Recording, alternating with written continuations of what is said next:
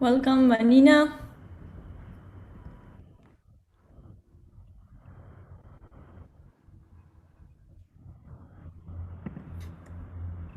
You're ready to start your camera whenever you want.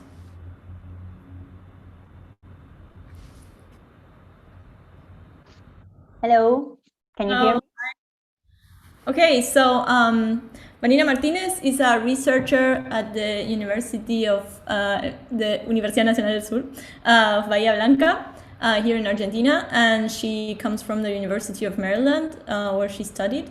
And currently she works at Lydia, which is a laboratory at the university, and also at CONICET, which is the national researcher institution here in Argentina.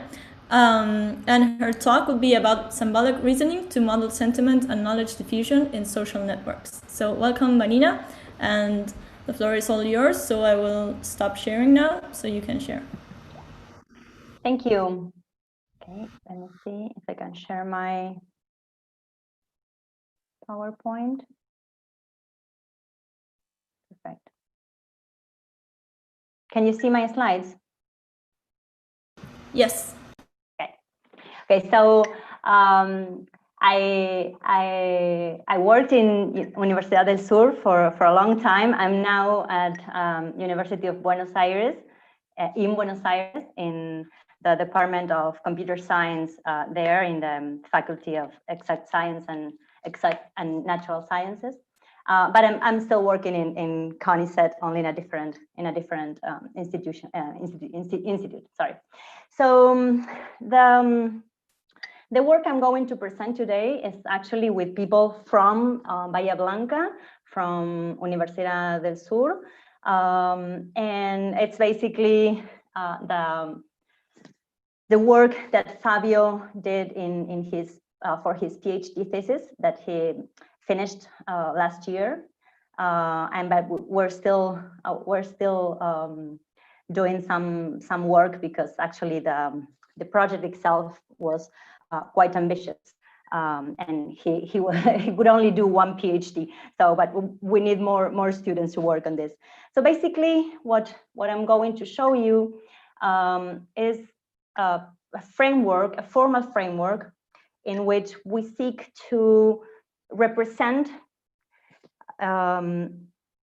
people embedded in a social network and how the information that flows in that social network actually impacts on the beliefs of these agents. I said people, so you can think of them as agents in general.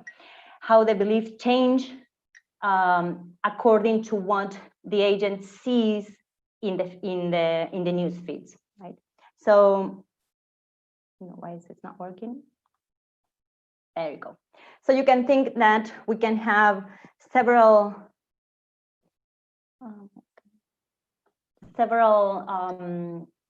social platforms where we share information with our friends or co-workers or in any different groups.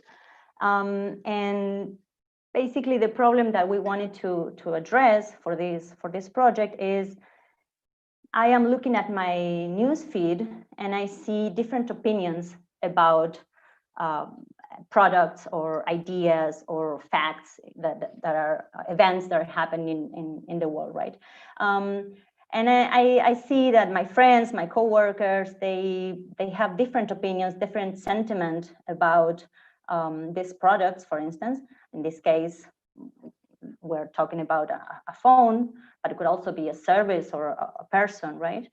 And I am going to do something about it. Maybe I may ignore what's in my feedback on my news feed, or I may actually act upon what I see and express my own opinion. But also, whatever these people say may influence my own beliefs about this specific product.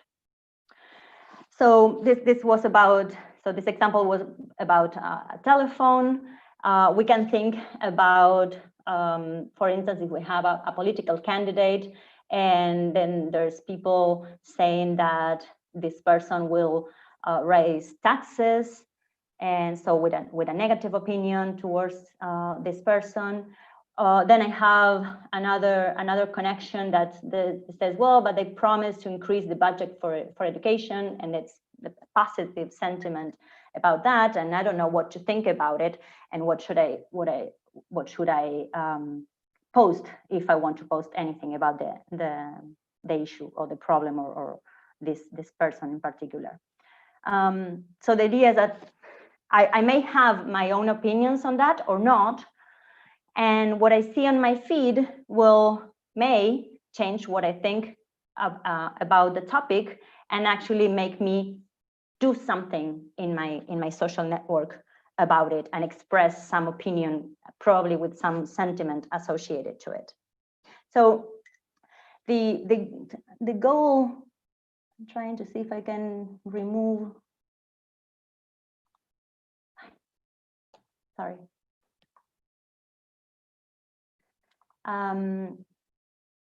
So the goal of the project was actually, can we formalize this process in a mathematical model that we can somehow say how different types of users can behave in this situation without defining a specific algorithm for it. So we didn't want to just like train an algorithm and say we can predict how a person will react to such and such posts based on the previous behavior and similar users. Right now, what we wanted to do is to have a formal framework where even if you do that, if you want to use it to predict behavior, you can actually explain how that behavior appears, right? And the first step towards this is that, okay, so we have to formalize all these components that we have. We have the user, we have what the user thinks, we have the network, there's information flowing. So how do we represent that in a formal framework? So for that, so the first step, as I said, is the formal representation of a social network. We based this model on a previous model, much more complex, that actually had a possibility of defining a set of rules that would guide the diffusion, a process of diffusion within the network, so information can flow in the network and change the structure of it. We're not using that part. We're just using the part of the network. Like we have nodes that are going to be the agents or the users that are involved in these networks, and we have edges that connect these users, and probably with different labels explaining different types of relationships. We're going to see some examples. Let me see. Okay, so that's not for me. I'm going to show you an example of what this kind of edges can represent. But for instance, I can have, so since the idea is to probably merge different social platforms together, I might have a Facebook account or a Twitter account, and I have different types of connections depending on the network or depending on the relationship that I have with other agents, right? I could follow somebody, or they can also follow me. And if you are in another type of social network, then this relationship goes both ways, right? We can think of also that having enough information, we can also level these connections with more interesting stuff like he is my friend, or he is a coworker of mine, or actually, I don't know, my spouse or my boyfriend, or my mother, right? So all this information, provided that it's on the profiles of the users in the social network, we can actually aggregate it in the edges, right? So this basically 4 tuple that you see here is just a graph, and the nodes are the users or the agents. The edge are the connections between them that are characterized by different labels. And that's basically it, right? So for now, we only have a social network, and that's it. We can have also the next component that we're going to have is, okay, so I said that somehow we want to model what the users think about, right? What is their epistemic state, you could say, right? It's kind of a big word, but what are they thinking about, right? Like the internal mental state of the agent. So we're going to represent that, basically a set of proposition and symbols that we assume. Each node in our network is going to have a knowledge base, what we call it, associated to it, and basically represent the epistemic state of the agent, right? The language that we're going to use, and this is quite a big assumption that we're making, and we're going to make a lot of assumptions for this work because things start to get very complicated. So for now, for the sake of this presentation, and all the results are going to show, the language that we assume conform the beliefs of the agents are basically propositions, and the only connective that we have is the not. So you can say Vanina is a professor, or you can say it's not true that Vanina is a professor, okay?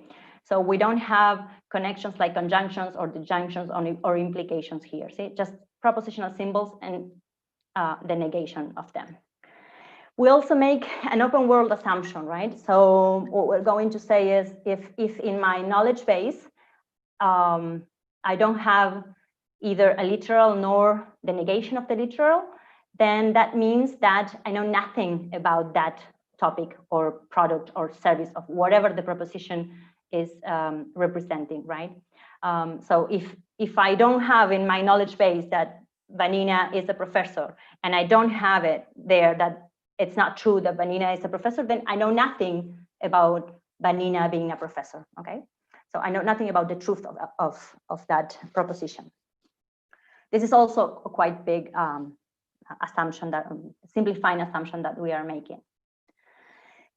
So we have our social networks, our social platforms that we can represent as nodes and edges, like relations between the nodes. We're also going to assume that we have for each user some profile that has some important information about it. Like I said, the relations are labeled, and you can also add, I didn't mention this before, but you have a degree of that could be interpreted as the confidence that you have about this relation, right? Like George follows BBC with 0.8 confidence. Yeah, it could also be a probability. It's not very important for this work what that means. Like a weight, right? Like how strongly I believe this relation is or exists. So if we have several social networks, we can formalize them in that way, and then merge all of them together in a huge social network with all of this information. So we probably will have different edges among pairs of nodes. And this is, I'm not going to go into details of how to do this. This is an engineering problem that it's by no means it's an easy problem to solve. And we can run in a lot of trouble trying to identify these nodes, and when different nodes are actually the same person. But I'm going to assume for the rest of this talk that we can actually do that, and we can merge this kind of social networks in one big formalism. And like I said before, the other component is each node will have its knowledge base, right? The epistemic state, or whatever we think this agent things about the world. The next important component of our framework is the information that flows within the network, right? So I mentioned in the beginning that the user is going to look at the news feeds, right? So basically, we're going to consider all these kind of posts. We're going to call them news items. And what we are interested in is the origin.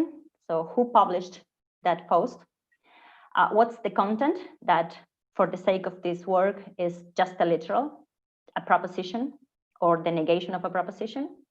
And the decision, the action involved in that action of posting something, right? And that is related to basically, it's also an assumption that to represent this idea that when I say something with a negative sentiment, in some way, I'm like promoting the negation of that promotion. Like if I say that my phone, it's great, so I have a positive opinion about it, and if beta represents the support of this particular iPhone, then Alice is actually kind of saying that I should add beta to my knowledge base. Okay? So Alice is telling me beta, that means support for this particular service or product. And she's telling me to add it to my knowledge base. Okay? And I have this relationship with Alice that I might or not take into account whenever I decide to accept this information or ignore it.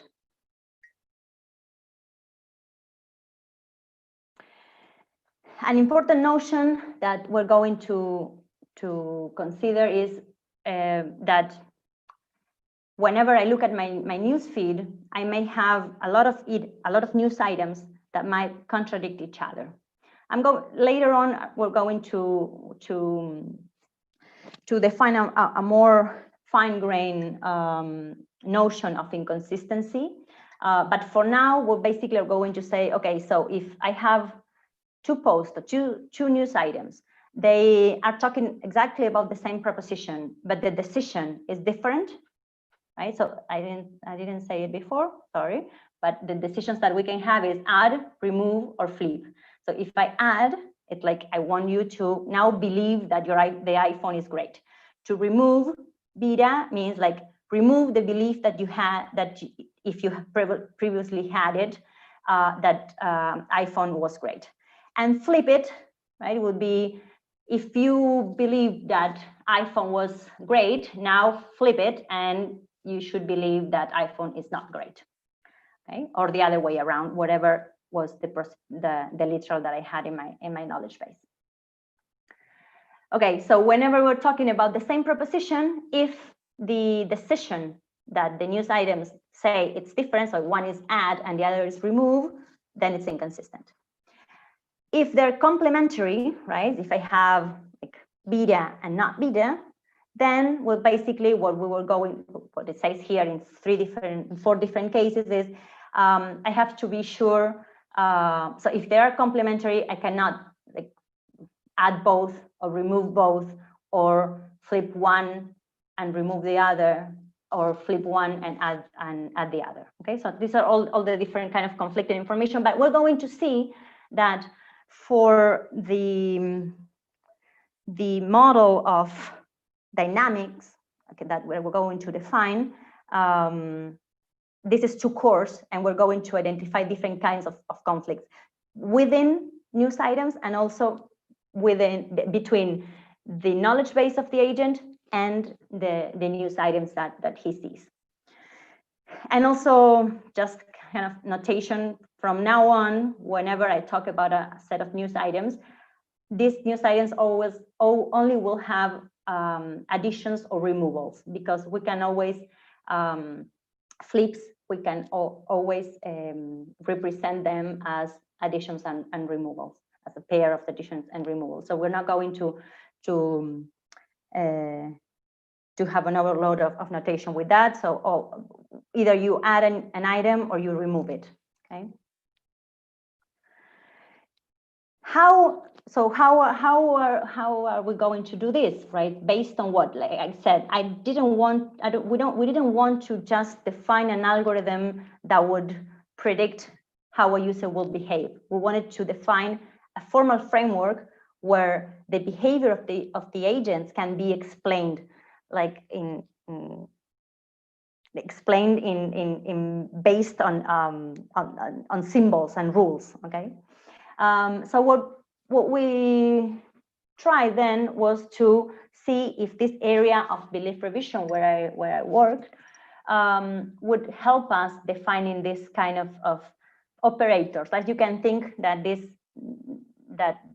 change that happens within the epistemic, the knowledge base of an agent is actually like an operator that takes as input the knowledge base of the agent and a set of news items that he sees in the social platform, and then he will change his internal state according to that operator, to whatever that operator does, and then probably reflect something upon the world with actions on the network, right?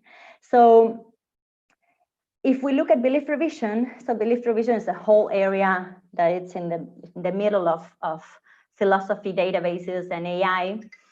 It's a quite formal area, but that basically try to understand and define the process of changing beliefs that take into account new pieces of information.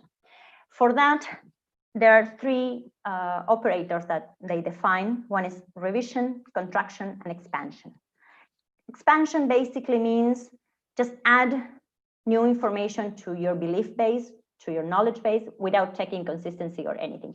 I just add whatever somebody's telling me something, I just add it to my knowledge base. Contraction is I realize that something that I hold true, it's no longer true. So I have to remove that belief from my knowledge base. And if I have a rich language, it's not just enough like removing the sentence that states that something is true, because probably we can have it can be derived from the rest of the information that I have in the knowledge base. So I might actually have to change other stuff. So it can no longer be derived from my knowledge base. And revision, that is the operator that we're going to use. Basically, we have our knowledge base. There is a new belief that comes, and I want to introduce it to my knowledge base as long as I can maintain consistency, right? And there are different operators. Some of them will ask that the new information is always added, so I might have to remove some of my previous knowledge. Other operators do not ask that and say, okay, just like add it whenever it is consistent with what you have. Right? We will see how we can express that in a minute. So this area, the seminal work of this area, started with the work from Alturon, Yardenforth, and Mackinson. Alturon was actually Argentine.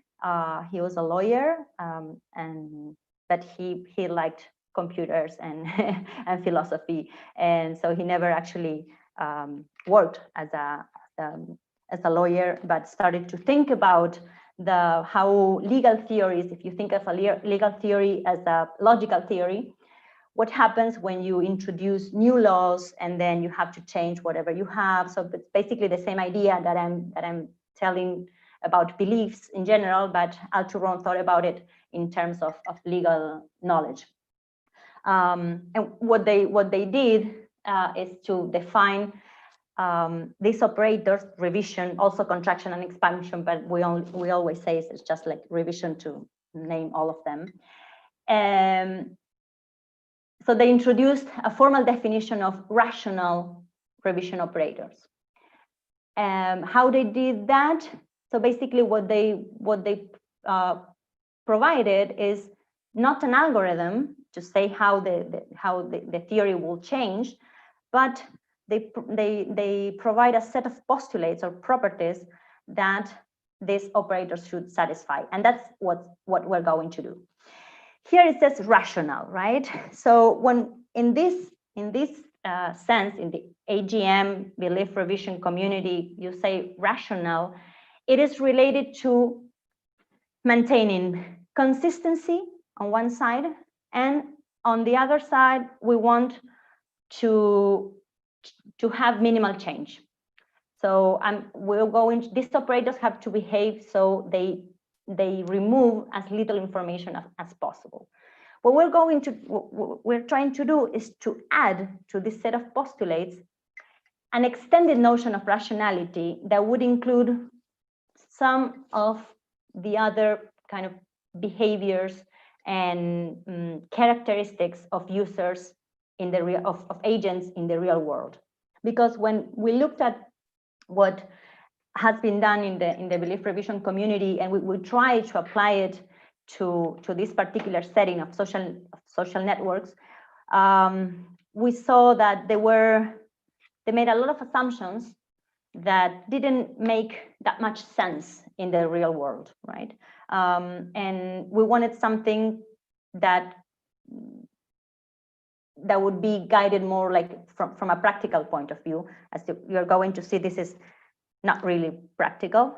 It's mostly theoretical, but it tries to bridge this gap between these quite formal and rigid theories in order to implement them in a real problem that or a real setting as complex as social networks are.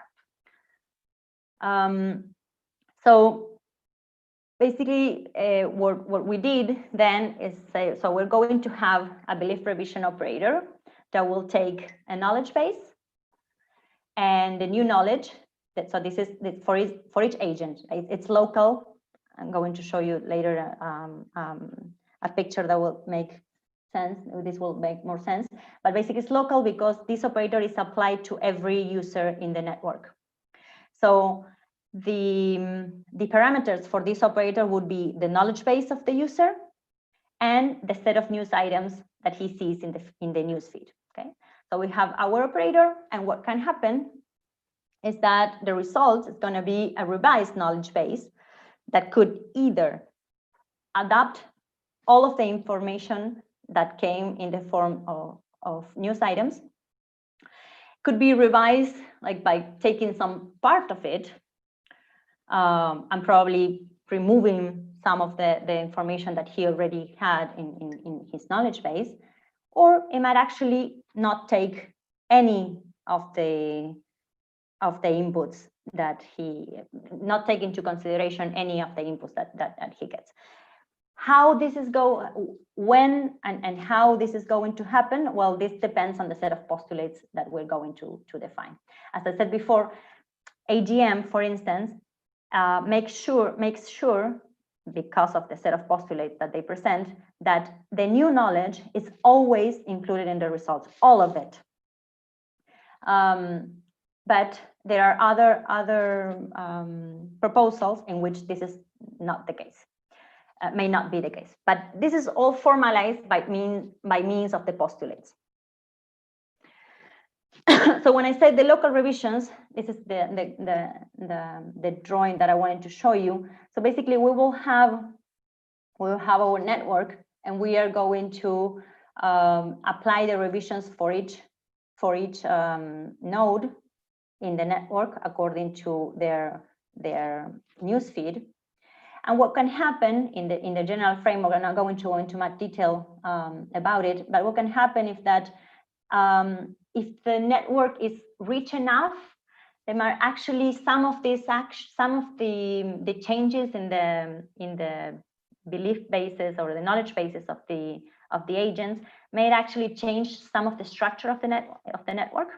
And then if we have a notion of integrity constraints defined over the network that says that certain things have to be that way, certain edges have to exist or have to exist with this weight or that weight, then they might get violated in the local revisions, and then we will have to do like a kind of a global revision or a global merging of all the individual results in order to recover like the structural consistency of the knowledge base. But this is like this is another PhD thesis that we're hoping to start writing soon. We have a new student that is interested in this. So for now, we're just going to look at local revisions and what happens with one of these agents in particular. Okay, so I talk a lot about postulates, right? So belief revision, all of the works in belief revision, if you take a look at the bibliography, you will see that basically they propose an operator to do some kind, to implement some kind of, like, to formalize, some kind of dynamics in beliefs, and then provide a set of postulates that say how the operator has to behave. It doesn't say how you build it, how do you build the result, but what are the properties that should satisfy, and then they provide some algorithms and show the correlation, the exact correlation between the postulates and the results of the algorithm. So that's basically how things are done in belief revision. So what we wanted to do here is these two things, like from one side have the postulates and then the algorithmic characterization of the postulates. But also we wanted to have some kind of empirical feedback with real world users. This is the most difficult part to put in this puzzle. It's where we did the less work. But to the end of the talk, I will say something about it. Basically, what we want to characterize with these operators are types of users that show how agents behave in the real world. Okay? So we want, by means of the postulates, characterize the user behavior and the type of the user that we're looking at. For now, we only reach like three very simple types of users, and we were able to define the postulates and the construction. But then when we went to the real world, we see that people is much more complicated than that. So there's still a lot of work to do here, and like this mapping between the users that exist in the real world and how to characterize them formally, which I hope we can do. Many of you can say that that's not possible, but we can try at least to have some approximation. And this is actually good for explanation. So one of the problems that we have now with artificial intelligence and decision making systems is that most of the systems that we have, they're a black box. The models are very obscure, and they don't give you, even if you can interpret the model, then they're not prepared to give you explanations. Well, if we can somehow have these three parts to solve this problem, then by means of the postulates, we can explain what's happening in the real world and what the algorithms obtain. So we're going to go very fast because I talk too much and over the postulates. But basically what we did here is we took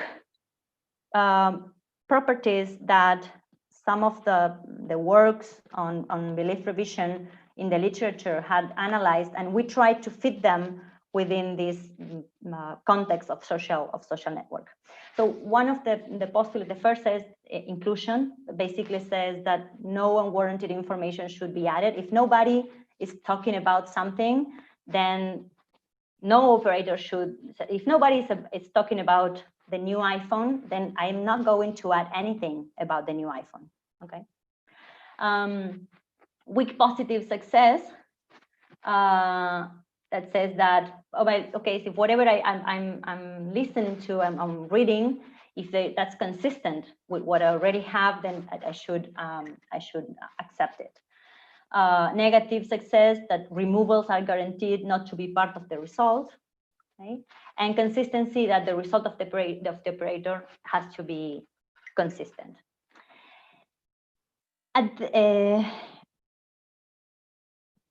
The difference between our work and other similar works in the literature is that here we're not proposing a set of postulates for a specific type of operator, but basically different subsets of these postulates will yield different operators that would behave in different ways, that would represent agents that behave in different ways.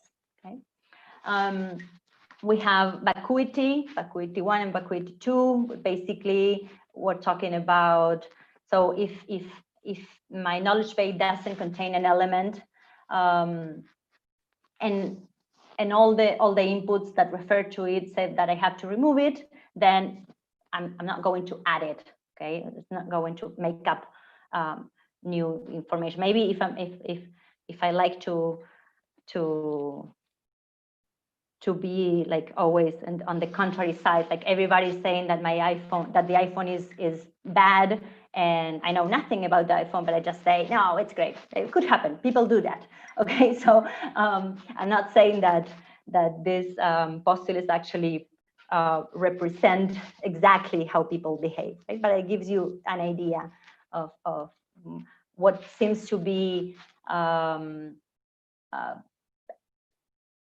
a kind of approximation of what people would do in a real world. Vacuity 2 talks about the negation. So So the vacuity 1 says, if I knew nothing about the iPhone and everybody says something that I have to deliver a proposition about it, then I'm not going to add it.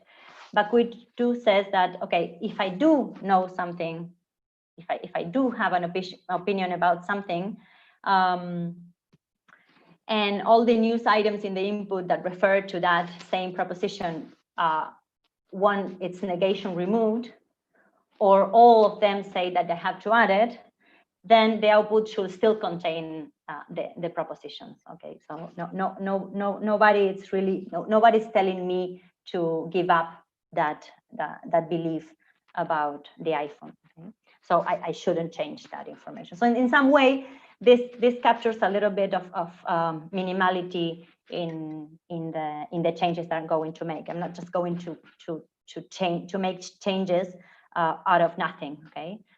All the changes that I will do are relevant to what I already thought and the input that I get, and probably the kind of relationships that I have with the users, the agents that it stated it, which takes me, so there's a bunch of other postulates that I'm not going to go through, but takes me to two important postulates that try in a very simple way to reflect some of the social behavior that we may encounter in a social network.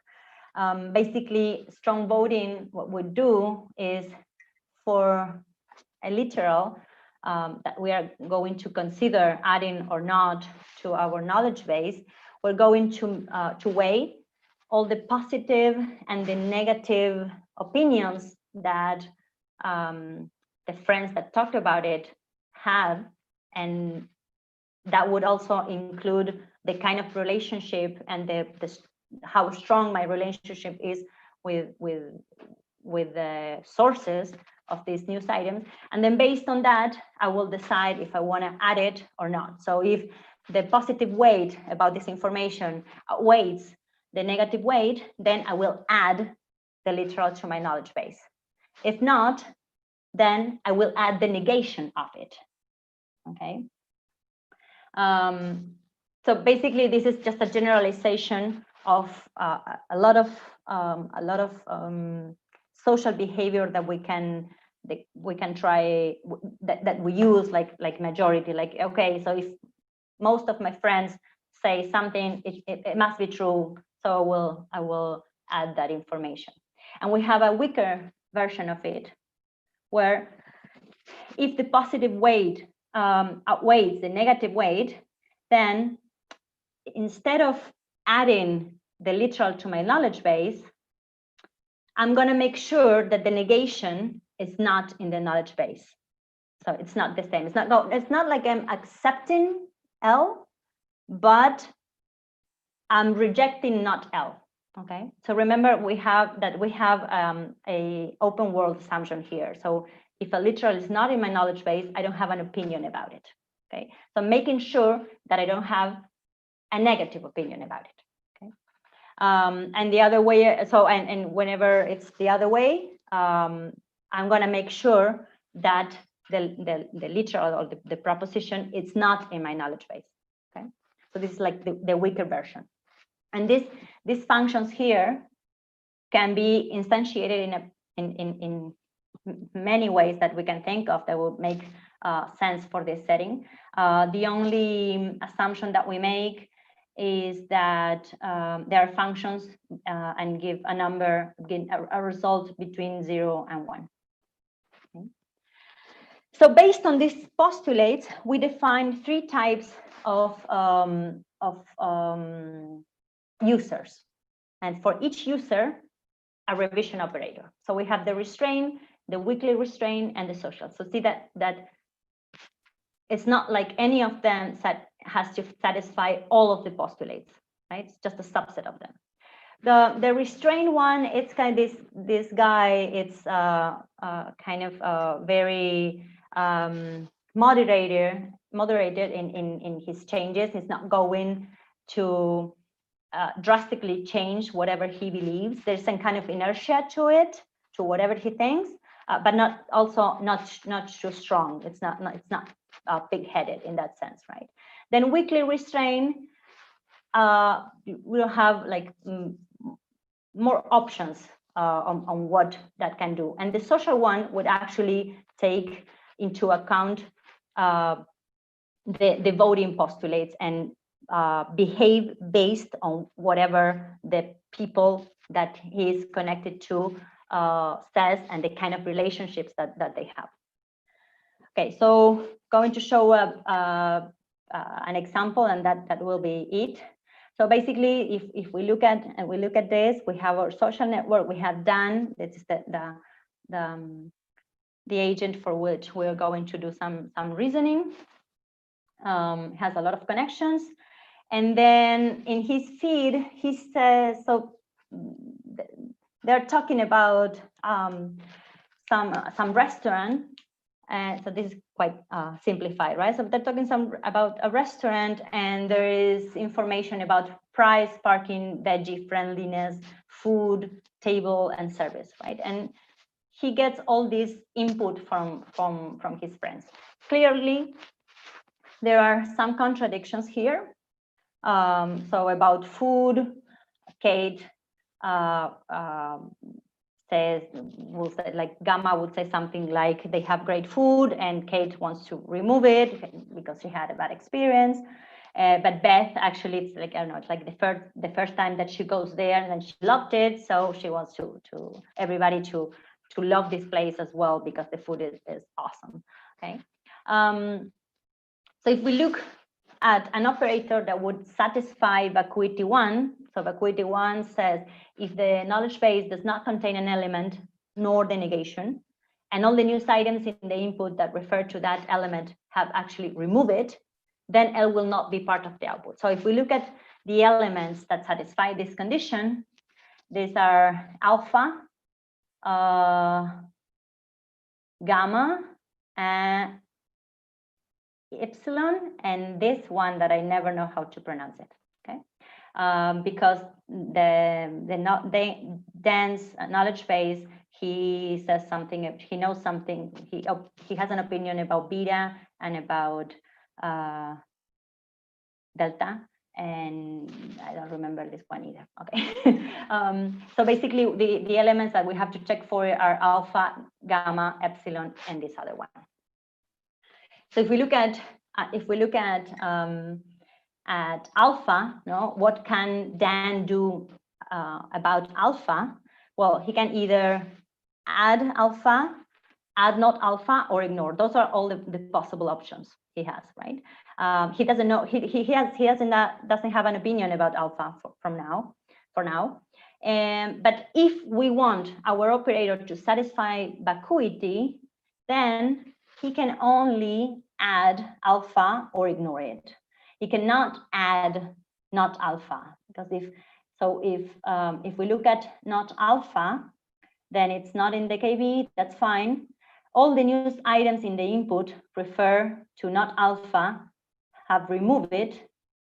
Yes, we only have one opinion, we only have one news item that talks about not alpha, and it actually says that it has to be removed, so all of them says that. So then not alpha cannot be part of the output. So in this operator, we cannot add not alpha. So it cannot belong to the result. So, and if you look at all the different, all the other symbols, you can see that I actually have the three options open. So for this example, based on the different operators, the restraint, the weakly restraint, and the social, here we have an example of all the options of what they can do for different propositions that are found in the news items, right? Like if you're restrained, you can only add alpha, but if you're weakly restrained, you can either add alpha or add not alpha, so on and so forth, depending on the type of user and the type of the postulates that they satisfy, right? So we build an algorithm for that. I don't have time to go over it, but basically we were able to define a kind of a generic algorithm, which depending on how we parameterize certain variables, we can have either of these three operators, and we showed that the outputs actually satisfy the postulates. So they are actually the outputs are actually valid revisions based on the theory. It was very nice work from Fabio, that he was able to define this kind of structures for each of the potential prepositions, and then you can actually define like a looked up table, and the algorithm basically will have just like to look at the kind of conflicts that you would have, and immediately would give you a potential outcome, and you can be sure that that outcome is actually the result of a revision operator, depending on the user that you have. And I know I'm over time. Okay. But just to show you what we did with the real world analysis, and what are the kind of operators that we actually want to be able to express with postulates, which are very hard and formal things, and then the things that we see in the real world, they're like much more complex. But we did some experiments trying to look for different types of users, and the kind of users that we found out, there were in broad categories. We will find like credulous, incredulous, her behavior, like they would adopt all the inputs, or would be reluctant to incorporate some knowledge, new knowledge, or will just adopt whatever information he would get if they were backed up by enough connections. Blind follower, that's like, yeah, whatever you tell me, I'm going to believe it. Cautious, so you will have to measure some, like you have enough reasons to accept the new knowledge. And self-confident, like will make it difficult to incorporate contradicting inputs. Now, if there is something that contradicts to whatever this user thinks, it's not that common that he agrees so easily. So one experiment, a little experiment that we did was with a Twitter data set from several election cycles in India. That was the only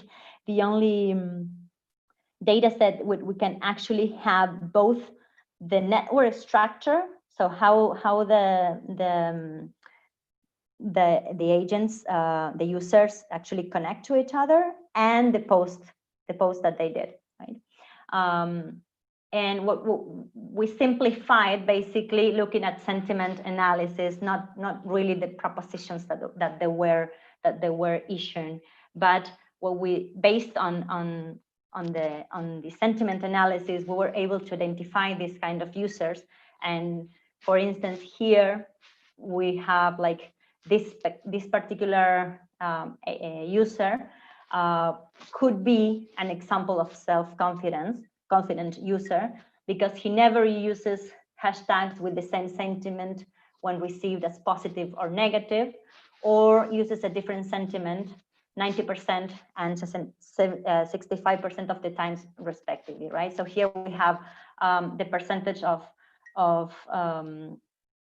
tweets that receive with positive, negative, and neutral sentiment, and for each of one, how many times this person retweeted the post with the same sentiment, or within the parentheses, if they change it to negative or neutral every time, right? So this analysis over the data that we have, and we have other examples, would give us some input on that. This kind of users are the ones that we are looking at. They are hard to formalize, and with this I'm finishing. But basically, one of the works that we've been doing is to try to, besides having the formal approach of the postulates that I presented, plus sentiment analysis, plus personality traits that we can infer from the profiles of the users, then we can actually define a more realistic user types and more realistic operators. And with that, I'm finished. Sorry for taking too much time. And here is a list of references to our work and interesting work on this topic. Thank you very much. Great, thank you, Vanina. And there are some questions here on YouTube and Zoom. One is about bots. How do you think bots can influence the opinions of people? And fake news. How is there any way in which the model can be used to generate metrics that can help to detect fake news or troll accounts? Yes, so that was basically our first idea. Like, so if our idea was this: if we can actually model different types of normal behavior, then maybe, I'm not saying that this is possible, maybe we can try to identify behavior that it's not as humanly common, and that would be like bots, for instance, right? And you can see patterns in how the bots respond to how they react, and they don't actually behave in this natural way, right? In this rational way, because they have other incentives, like promoting an idea, like making an idea, like viralize an idea, or viralize fake news, right? So the objectives are quite different. And our idea was that, okay, so if we can actually do this and formalize a broad set of user types, then abnormal behavior could be identified and studied to see if they're actually bots or not. So yes, that's what was one of the incentives. We haven't done any on that work yet, because we don't have a full implementation on this to actually test it. But this is one of the objectives that we have. Yeah. Great. And as for a more theoretical question, how are the postulates defined, if not by looking at real-world behavior? Okay, so that was actually our question. So when we tried to use the operators, the belief revision operators that they are thought to do that exactly, right? Like they define how beliefs change in the real world for humans, right? So these are philosophers, computer science, people that are thinking about it, but they're thinking of it in such abstract terms that they define it for a notion of rationality that's quite far from the actual behavior of humans, right? And so when we tried and we were looking at the different works in belief revision that were trying to approach social networks and social behavior, and we saw that there was something wrong. There was something that it was the gap is too far. The assumptions they make, the language, the minimality restrictions, the rationality behind it, like the objectives of the operators were really too far from it. And that's what we're trying to do here. Like we're trying to go like a little on both sides. Like let's start with some of the basic postulates, try to change them so they kind of capture some of the behavior that we see. And on the other side, trying to find real world patterns and see if we can actually formalize those patterns in more theoretical ways. Okay, thank you very much. Finally, I see a lot of references here. Some people here are interested in continuing to read about the topic. Can you recommend one specific book or course or introduction to the topic? Okay, so for this specific project, so in particular, I would recommend to look at, if you really want to get involved in it, Fabio's PhD thesis, that it's here, we have number 5. But then a more accessible, like easier to start to understanding that would be, let me think, sorry. It would be like this one, that it's like this article is written like for computer scientists in general, that you don't need to know that much about belief revision and all the specific text issues that I talked about here. And then you have like the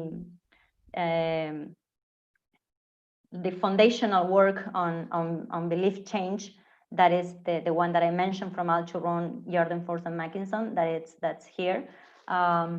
It's quite hard, but quite hard to read if you are not into logic. But it shows like the intuitions of belief revision. It would be a good point to start. And also about that, my colleague Ricardo Rodriguez from the same department, the Department of Computer Science in University of Buenos Aires, he's teaching a class this semester starting 31st of August, exactly about belief revision and all the like the most prominent models that have been presented, like have been proposed in the last 40 years that 40 years that the area has. So if you're interested about it, just send me an email, and maybe we can see if you can attend. It's going to be virtual this semester because the university is closed, so it might be easier to actually attend it. So if you're interested in that,